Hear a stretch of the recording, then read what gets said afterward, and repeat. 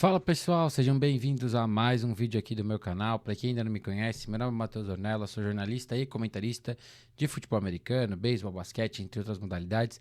Antes de tudo, se é a primeira vez que você está aqui, eu vou pedir para você se inscrever no canal, deixar o seu like, o seu comentário, compartilhar esse conteúdo para que ele chegue até mais pessoas. Estamos aí a 12, talvez 10 inscritos de bater 1.700 aqui no YouTube. Então, se você puder se inscrever, vai me ajudar pra caramba. A temporada da NFL tá começando, tem muito conteúdo também saindo no Shorts, que sai lá no Instagram, e coisas que eu vou tentar trazer só aqui pro YouTube. E se você tiver inscrito, tiver com as notificações ativadas, você recebe ali na hora para você poder assistir. Bom, vamos falar dos jogos que rolaram nesse último final de semana, né? Tivemos um fim de semana mais tranquilo, né? Então esse vídeo vai sair na quarta-feira de manhã, que é o ideal, na minha opinião, né? Consegui ver todos os jogos, a maioria a gente já tinha compactos, então muito bom a gente ver que os times estão tomando alguns cuidados também para disponibilizar esses vídeos um pouco mais rápidos, né? A gente teve, por exemplo, a equipe do Chimangos, que postou no domingo mesmo do jogo, então queria agradecer mesmo as equipes que estão ajudando a gente a conseguir ter um pouco mais de velocidade para criar esses conteúdos, né? Vamos começar falando dos dois jogos que a gente teve pela BFA, né? Começando pela Conferência Sudeste, a gente teve América Locomotiva 7, Tubarões do Cerrado 0, um jogo que o placar me surpreendeu, a atuação defensiva do Tubarões do Cerrado me surpreendeu e a queda que a gente teve do ataque do América Mineiro de um jogo para o outro, né? Uma equipe que contra o Vasco conseguiu capitalizar bem, conseguiu produzir bem ali, apesar de ter tido ali alguns engasgos, né? Eu tinha até comentado que isso não poderia acontecer, mas a gente viu um ataque muito, muito abaixo, né? Eu trouxe aqui as anotações, e a primeira de todas é que a defesa salvou a América Locomotiva nesse jogo. Se tivesse encarado um ataque minimamente mais organizado, em algum momento a defesa não ia conseguir segurar, porque foram segundas, terceiras, quartas, quintas chances que a equipe do América deu ali tiros no pé, né? Seja com ataque, com interceptações, seja com special team ali no momento ruim, né? Numa tentativa de retorno.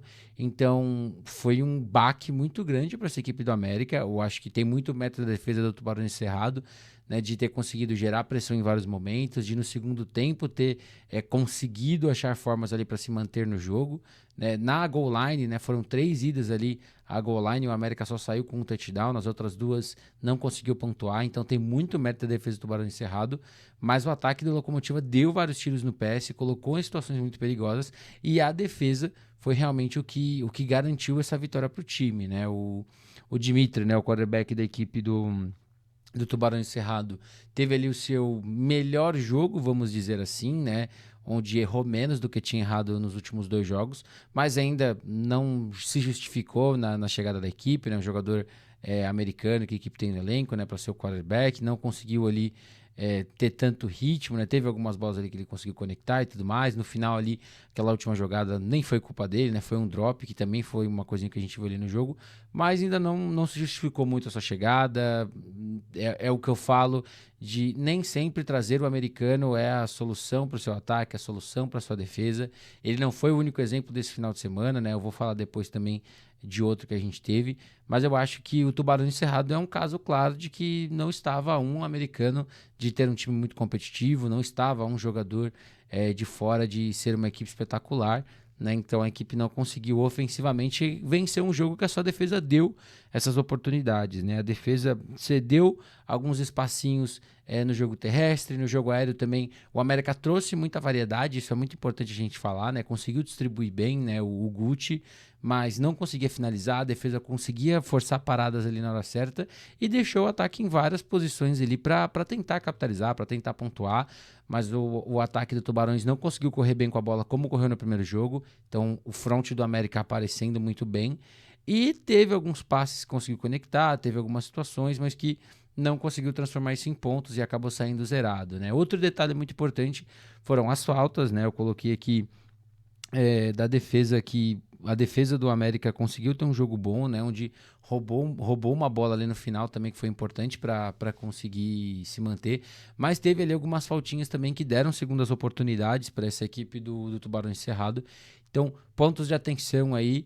Para o América, é importante vencer mesmo sem jogar bem? Sim.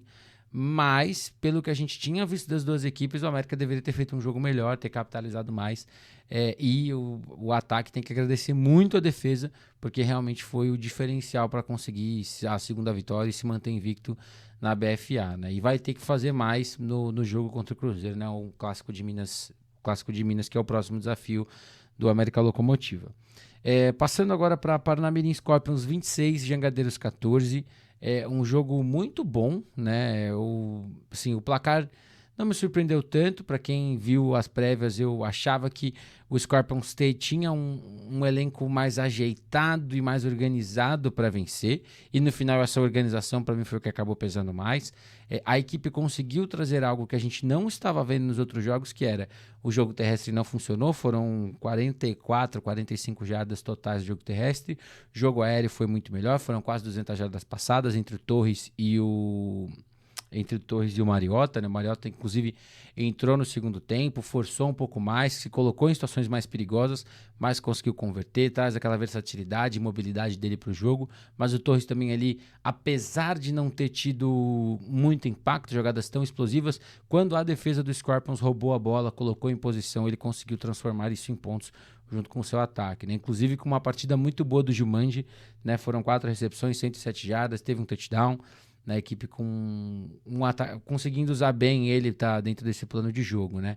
Mas outro jogo que o destaque é a defesa, né? A defesa do Paranaense Scorpions forçou vários turnovers, 2 quartas descidas no começo do segundo tempo, roubou a bola de volta, uma virou touchdown, a outra acabou não virando nada, mas assim, é uma defesa que gera impacto, conseguiu ali parar uma equipe que estava com um novo running back, que tem um quarterback que tem uma velocidade para soltar a bola, né? O Tamarius. O Tamarius também mostrou versatilidade para estender jogadas, né? Conseguiu até um touchdown saindo um pouco mais do pocket, né? Conseguindo conectar o passe longo acho que com o Zé Vitor, se eu não estou enganado.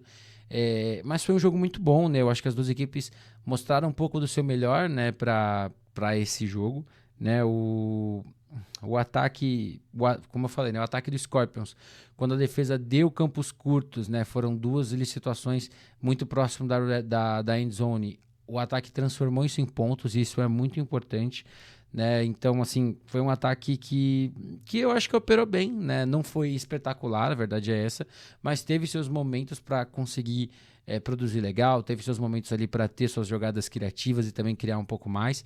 E vale falar também do jogo terrestre que, apesar de ter sido um jogo baixo em jardas, né, na goal line, quando foi correr com a bola, conseguiu, ok, que foi na questão de força bruta, mas foi para end zone, e no final do jogo, conseguiu também ali correr com a bola, né, gastar relógio, conseguir ali uma primeira descida também para trabalhar melhor essa parte também, para não deixar os Jangadeiros ter ali uma segunda, uma terceira chance, né, porque a equipe, mais uma vez, conseguiu produzir, conseguiu ter volume, mas não transformou isso em pontos no primeiro tempo.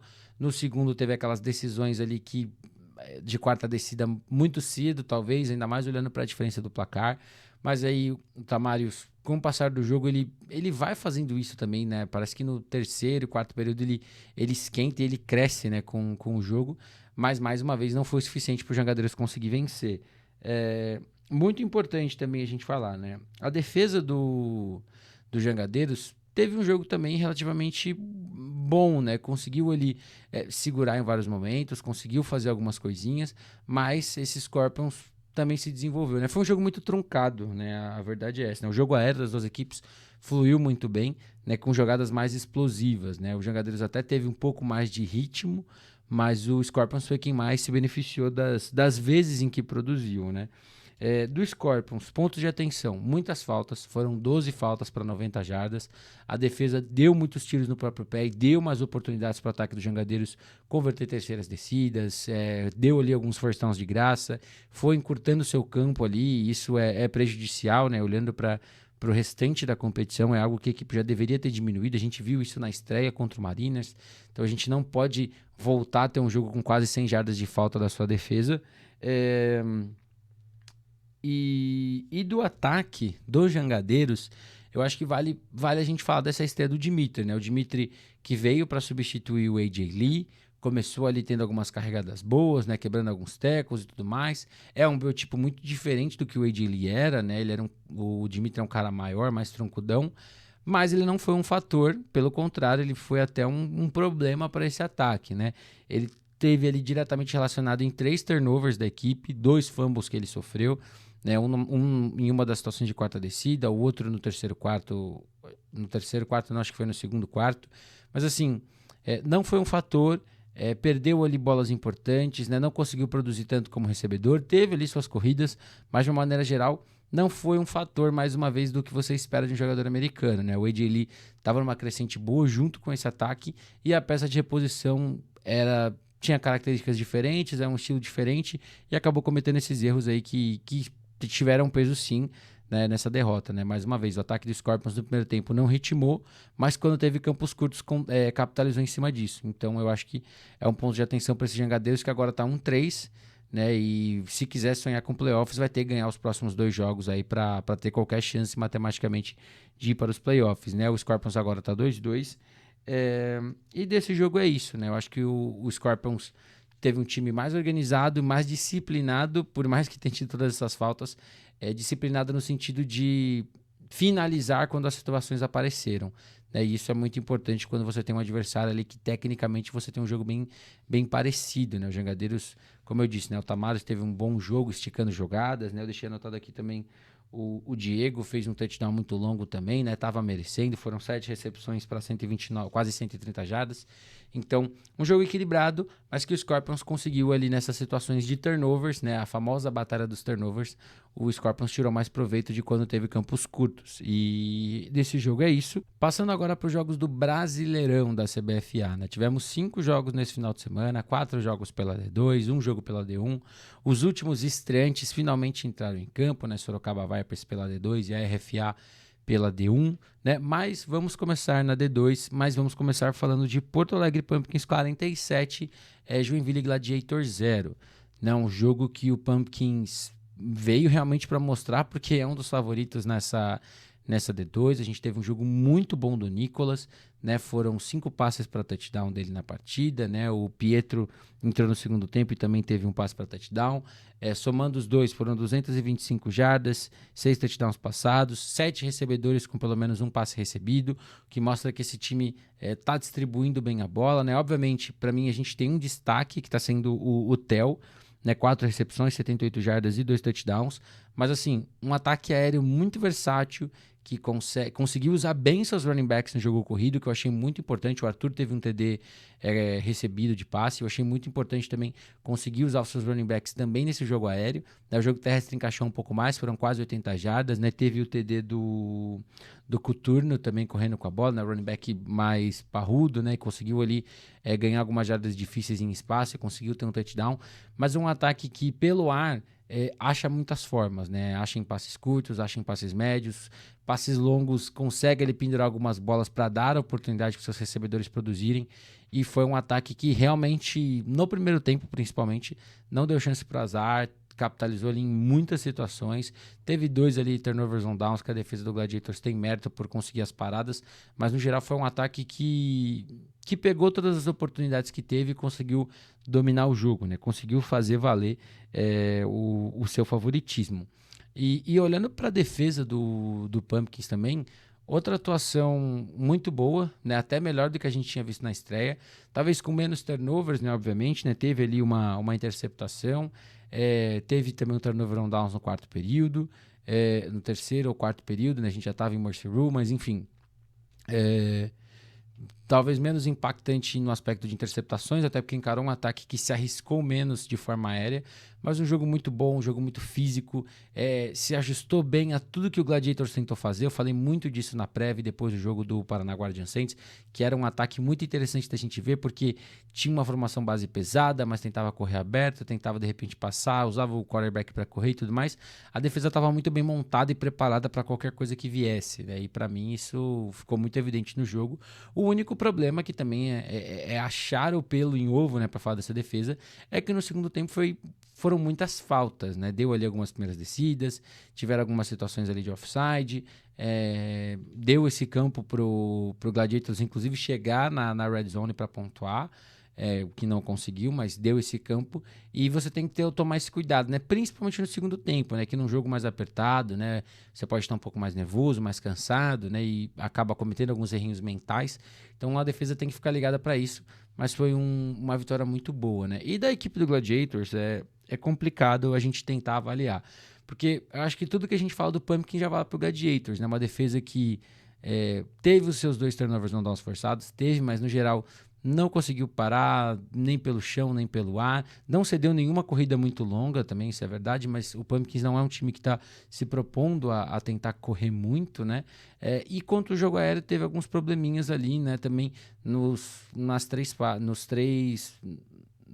jardas curtas, médias e longas, né? O Pumpkins conseguiu achar janelas nas três distâncias ali para pontuar ou para capitalizar e construir.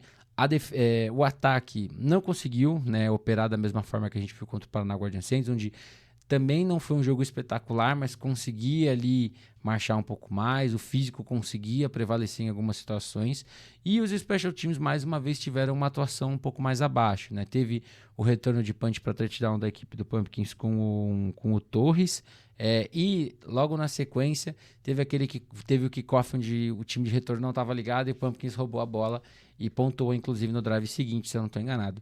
Então é um time que está se desenvolvendo, é um time que está entendendo ainda como jogar, e isso faz parte desse processo, né? Tem mais 2 jogos aí, né? O jogo agora vai ter o jogo contra os Chimangos, e me fugiu agora quem é o outro jogo desse grupo, mas eu acho que vão ser jogos parelhos, vão ser jogos interessantes, que a gente pode ver esse time de repente operando melhor contra equipes que estão mais próximas ali do seu nível, né? Não sei se é um time que vai ter muita chance de playoff, né, porque não vejo como um dos possíveis segundos colocados, mas é uma equipe que tem uma chance bem legal de fazer bons jogos. Indo agora para Goiânia Saints 8, Sorocaba Vipers 30. O jogo dos turnovers, né? Acho que a gente pode falar dessa forma. Foram 8 turnovers da equipe do Sorocaba Vipers, 5 turnovers da equipe do Goiânia Saints, as defesas fazendo o máximo possível para apontarem os erros do ataque adversário, né? Mas o Sorocaba Vipers conseguiu vencer, né? Abriu os pontos com exatamente um TD da defesa, né? O fumble recuperado ali pelo Nescau.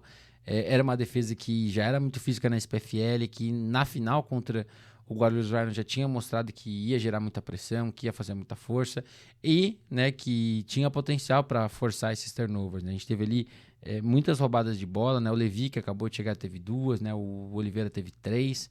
Então, foi um jogo até engraçado da gente ver, né? Porque os ataques, não sei se eles se arriscaram demais até do que deviam, né? Mas as defesas conseguiram ter bons momentos, ter boas atuações. Esse ataque do Vipers que agora tá com o Phelps no comando, né? O Gustavo, eu já tinha ouvido, né, que ele tinha se lesionado antes do campeonato começar, mas a gente já não tinha confirmação da gravidade. Aparentemente é uma coisa mais grave, né? O que é muito chato e triste a gente ouvir. Então o Gustavo não deve jogar pelo brasileiro. Mas o Phelps foi quem comandou o ataque, né? O Phelps que ano passado era a reserva do KC no Spartans. Quando assumiu o Spartans, não tinha, verdade seja dita, né? Não tinha um elenco de apoio bom para um menino de 19 anos, que eu acho que ele tinha ano passado, 18, 19, né? E ele realmente não conseguiu render. Agora com o Sorocaba Vipers, na estreia ele não foi tão bem, né? Teve um touchdown passado, 2 interceptações.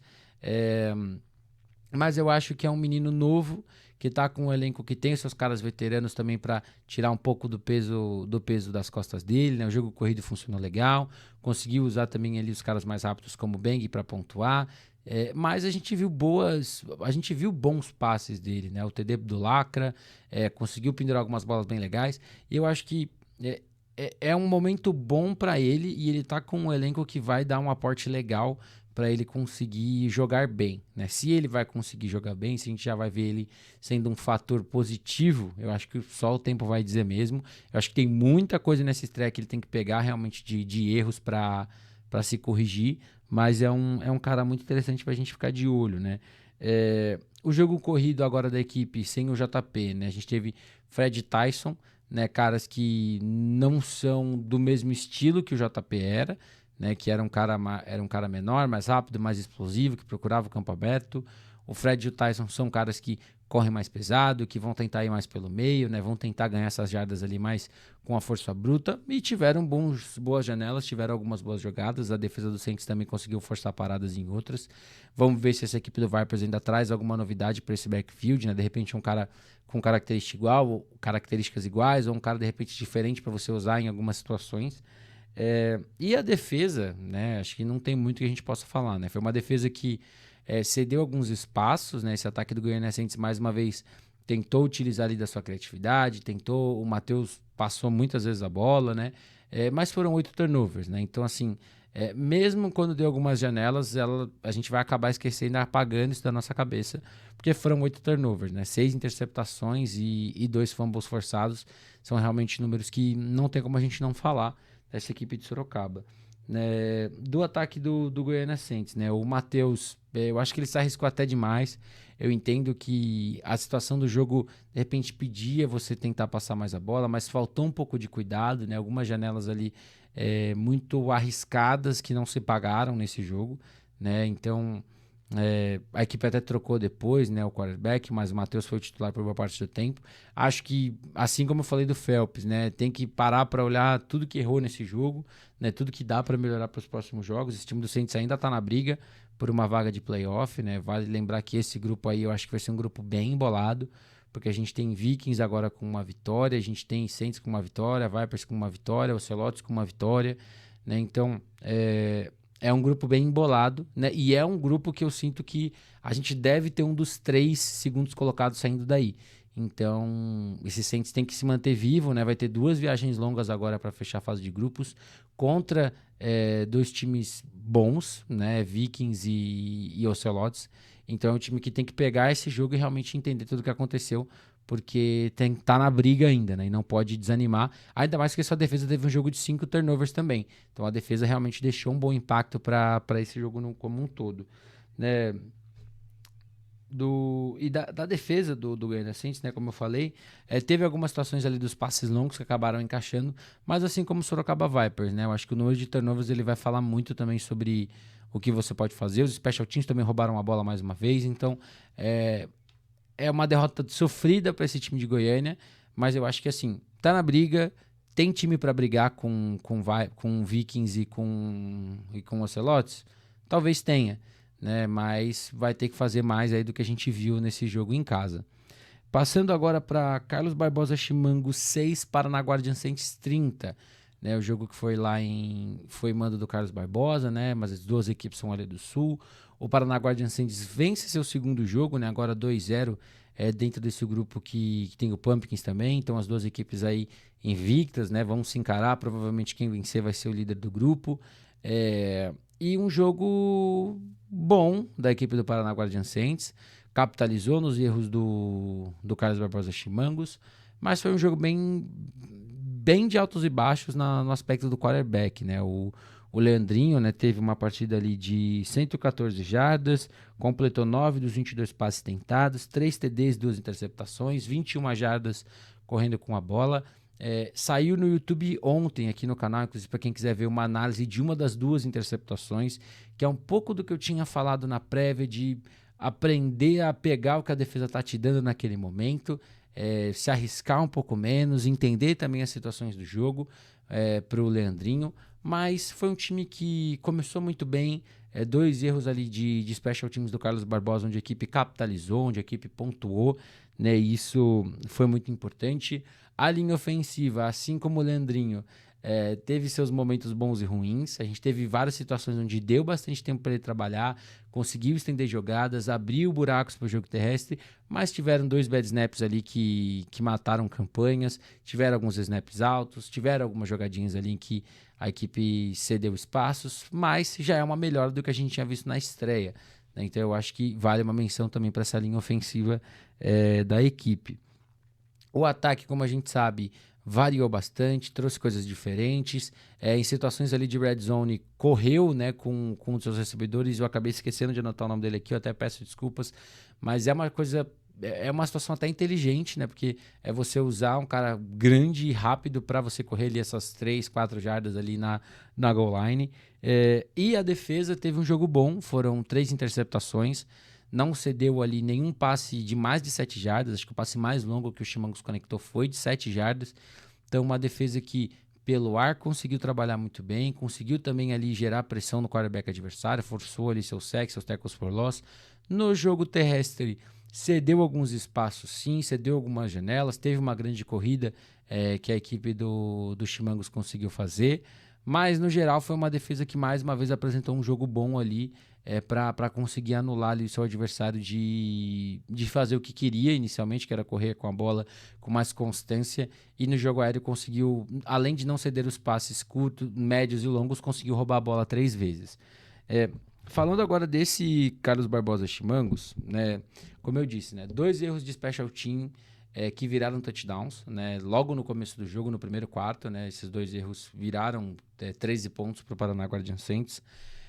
O Vaz, com outro jogo ruim, como passando a bola, né, ele completou, eu acho que só 6 passes no jogo inteiro, né, 3 interceptações na conta dele.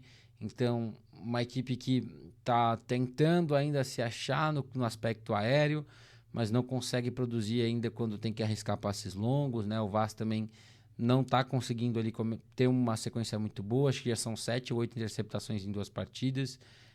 Então tem que obviamente melhorar, né, para os jogos que ainda restam.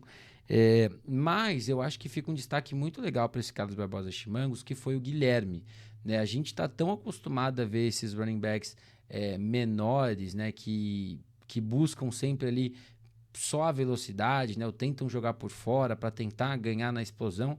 A gente viu o Guilherme com um jogo muito mais inteligente, né? Um cara que leu bem ali o que a OL estava te dando, conseguiu ali produzir bastante, teve uma corrida muito importante ali na campanha do touchdown, não teve ali tanta explosão, essa é a verdade, mas é legal quando a gente vê essas características diferentes dos running backs que a gente tem aqui no Brasil, e o Guilherme trouxe um pouco disso, mostrando também mais potencial dessa linha ofensiva de Carlos Barbosa para abrir esses espaços e seus running backs conseguirem produzir. Claro que, né, não foram mil maravilhas, tiveram situações ali em que perdeu jardas, em que bateu na OL e ficou, mas foi bom a gente ver também a equipe conseguindo mostrar um pouco mais do que era a característica da equipe. A gente viu um pouquinho contra o Pumpkins, viu mais um pouco agora, acho que até um pouco melhor contra o Guardian Saints, mas é uma característica bem legal.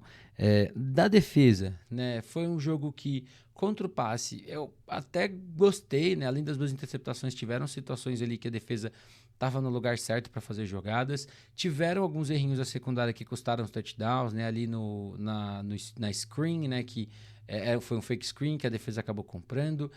O último TD do Paraná Guardian Saints, o corner, se ele se ajusta ali um pouquinho, ele conseguiria pelo menos desviar a bola no que foi o touchdown, mas conseguiu ali trabalhar bem, né? O front gerou muita pressão ao Leandrinho, conseguiu ali tirar ele do pocket em alguns momentos, forçou algumas paradas, mas é complicado você realmente anular um cara que tem a velocidade que ele tem, né? Ele conseguiu por várias vezes ali se desvencilhar e ou fazer um passe, ou correr, ou tentar esticar a jogada da melhor forma possível. Mas o jogo terrestre, né, cedeu ali 150 jardas totais, somando todos os corredores do Paraná Guardian Saints. E eu acho que desse jogo é isso. Deixa eu dar uma olhada aqui. Mas eu acho que desse jogo é isso, né? Então, o Chimangos, que eu acho que tá mais ou menos no mesmo estilo do Gladiators no aspecto de momento, né? Assim, a gente vê que dá para fazer jogos melhores, a gente vê que tem um potencial interessante ali, mas tem outros times que estão num patamar melhor nesse momento, então a equipe acaba não conseguindo produzir da melhor forma. Passando agora para o último jogo da D2, né? Tivemos São Bernardo Avengers 44, Londrina Bristolbacks 6. Não vou mentir para vocês, esse jogo me surpreendeu bastante. Sim, eu achava o São Bernardo Avengers favorito, mas não, eu não achava que São Bernardo ia conseguir controlar esse jogo nas trincheiras, né? O Bristol é um time que não era dominante nos outros jogos que a gente viu, mas parecia ter um controle legal, né? Tanto da linha ofensiva quanto do front. Conseguia trazer jogos interessantes para trabalhar, mas a gente viu uma OL do Avenger jogando muito bem, time que usou muito bem dos pools e colocou eles ali em espaço para conseguir produzir. Eu destaco sempre o Chaves, porque é um cara que toda vez que você vê, ele tá bloqueando alguém, ele tá em espaço, ele tá batendo, ele tá finalizando jogada. É um jogador de linha ofensiva que eu gosto pra caramba e foi uma das melhores, um dos melhores reforços que o Avengers teve para essa temporada, foi a chegada do Chaves. Eu acho que é um cara que realmente soma muito com esse time. Mas a gente viu mais uma vez, né, um jogo terrestre muito bom. A gente viu Marco com touchdown, Noé com 2 touchdowns, Camara com touchdown, o alemão também tendo suas oportunidades, apesar dele não ter tido ali o mesmo destaque, né? Se bem, assim, é muito relativo, né? O Camara, a principal jogada dele foi o touchdown, mas ele não apareceu tanto no jogo, né? O alemão até teve algumas repetições a mais, se eu não estou enganado, mas apareceu um pouquinho menos. Mas todos os running backs ali conseguiram ter oportunidades e ganhar ali suas jardas quando estavam com a bola na mão, né? E isso é muito importante, né? Olhando para o ataque do Londrina Bristol Baggies, existe sim a questão do Bronzatti não ter ido para o jogo, né? Era uma outra coisa que estava no ar já de que poderia acontecer, né? Dele não jogar a partida de domingo. Não jogou, né? A equipe foi com o Yuri, né? O Yuri, que era o quarterback da equipe no ano passado, quando ganhou o Pinhão Bowl. Logo na primeira campanha, a gente viu ele conectando aquele passe longo com o Favaro, né? Que estava voltando também, acho que de lesão, se eu não estou enganado. Foi o primeiro jogo dele nesse ano. E quando a gente teve ali as duas primeiras campanhas, o jogo 7-6, a gente se preparou para um tiroteio, né? Então, de realmente, os ataques vão chegar, os ataques vão pontuar, os ataques vão fazer muita coisa, mas o ataque do Bristol parou por aí. O ataque emperrou, o Yuri não conseguiu ter o tempo necessário para ter jogadas, ou não conseguiu conectar, o jogo terrestre não apareceu, e a defesa do Avengers tem muito mérito nisso, né? Tiveram algumas situações que a secundária deu algumas brechas e o Bristol não capitalizou? Sim. Mas a gente teve também muitas faltas dos dois lados que penalizaram muito esse jogo. E um ataque do Bristol que realmente fisicamente não conseguiu trazer um jogo, né? Não conseguiu equiparar o jogo. E algumas decisões ali que talvez não fossem as ideais, né? No segundo quarto, né? Chamou uma quarta descida ali, numa 4-1, quando tinha acabado de levar o segundo touchdown, estava no seu campo de defesa. O próprio head coach da equipe até falou comigo depois, ele falou, pô, Nelas, que a gente tá com uma média de quase 7 jardas em quarterback sneak.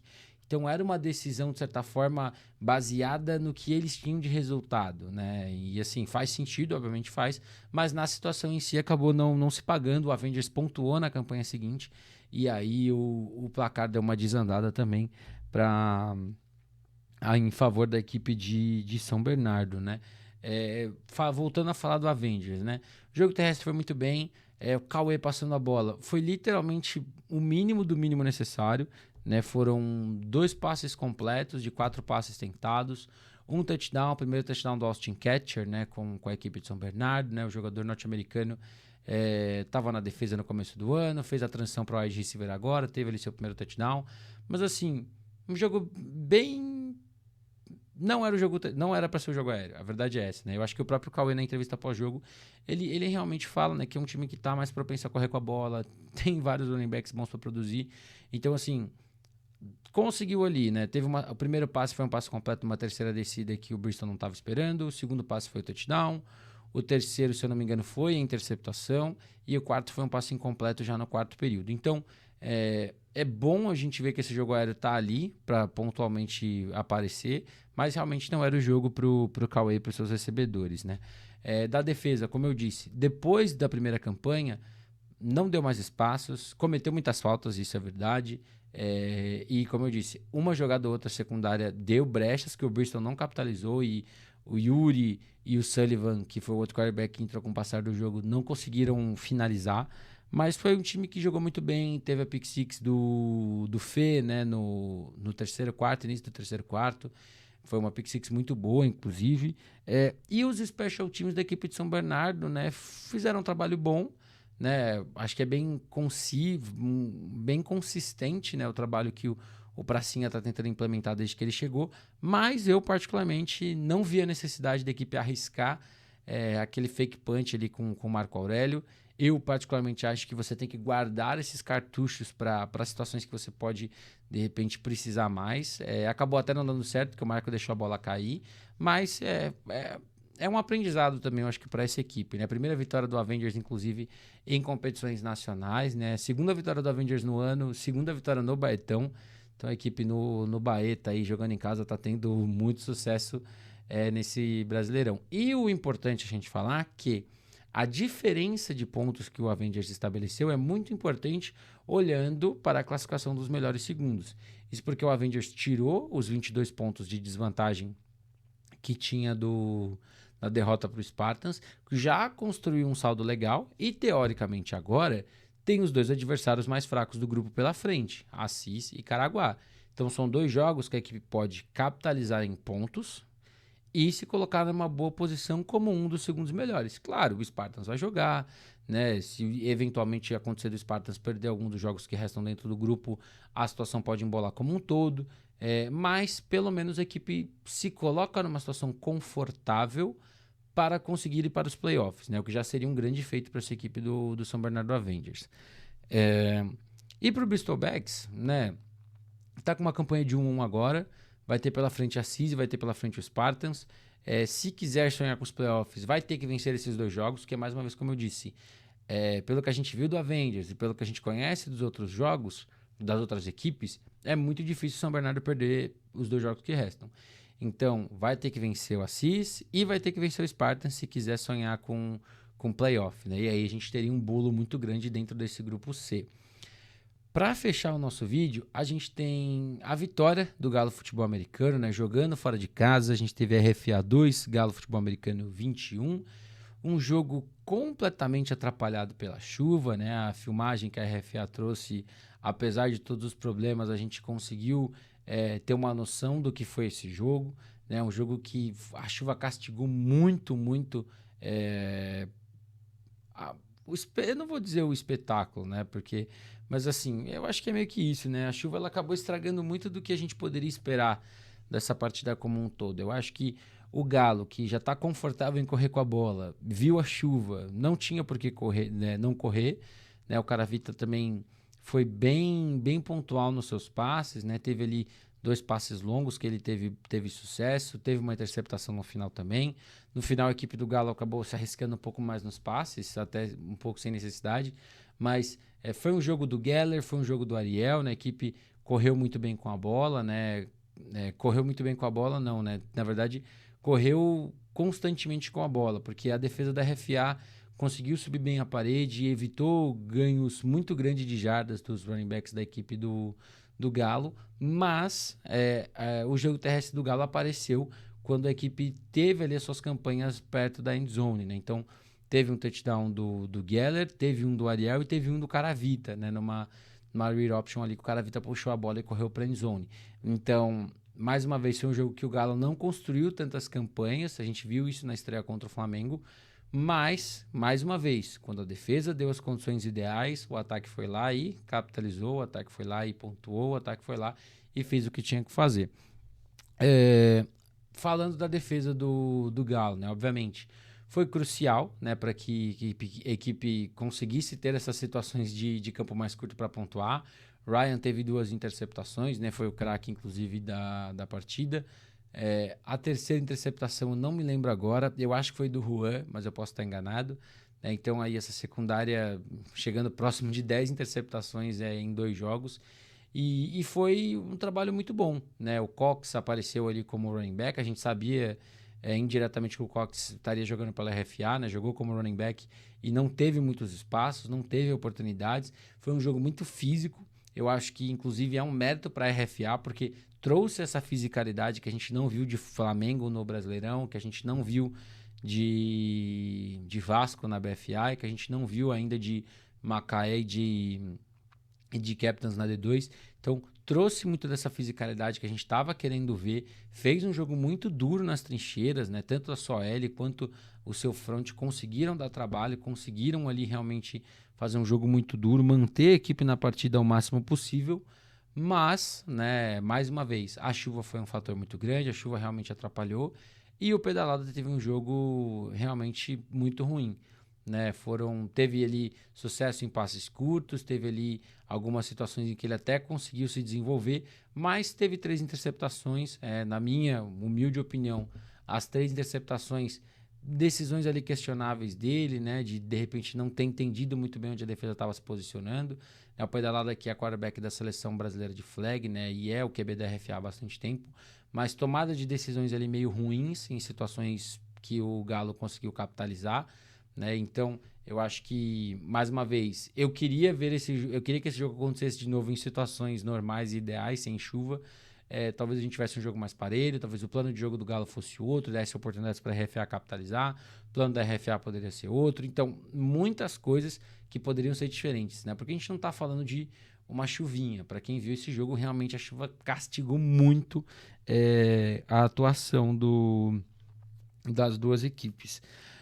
E vale a gente mencionar que, assim como o Galo capitalizou nos erros, a única situação em que o Galo errou, a RFA capitalizou, que foi num erro ali no punch, né, com o Valente. O Valente tentou salvar ele de alguma forma, mas não conseguiu evitar o safety da equipe do Galo, né, foram os únicos 2 pontos da RFA. E sigo com a mentalidade de que esse time da RFA ele tem muito potencial, e eu acho que dentro do grupo, contra Flamengo, contra Imperadores e contra Tritões, vão ser jogos muito bons. A gente vai ter o segundo jogo do Tritões agora contra o Flamengo, que eu acho que também já vai medir ainda mais a régua dessas duas equipes, né? O segundo jogo da RFA é o Flamengo, né? Então, eu estou bem ansioso para ver, mas eu acho que a RFA tem tudo para brigar ali para ser esse segundo lugar junto com o Tritões nesse momento, né? O Tritões vai ter esse segundo jogo e eu acho que a gente vai ter uma régua bem legal.